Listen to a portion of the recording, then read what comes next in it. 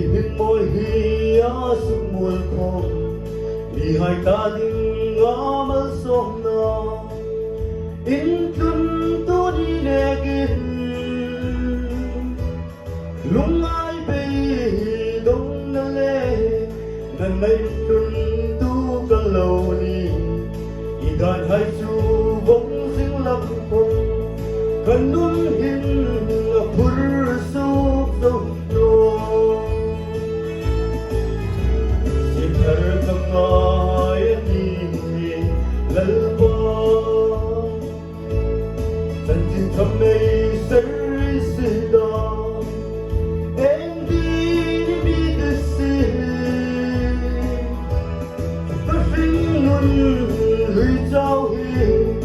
nang ini hung hip ta pekla kay mata rawin dita kisim pegin min nay tiro mabel ro hui na le din thăm tôi môi na bay say cả thêm na le có var nai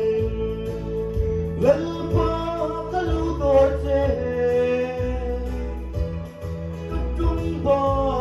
kanun hi sanjit kale an moy sino kanun nanin huding umlaw kay mahi kalung su sino sikar kamay ni lalpa sanjit kamay sarisida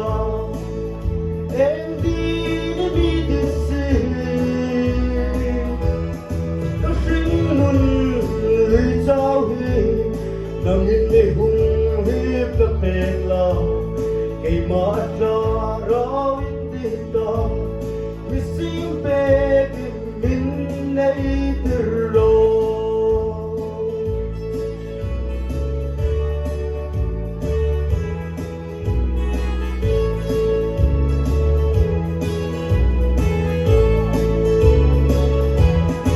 olang pa ima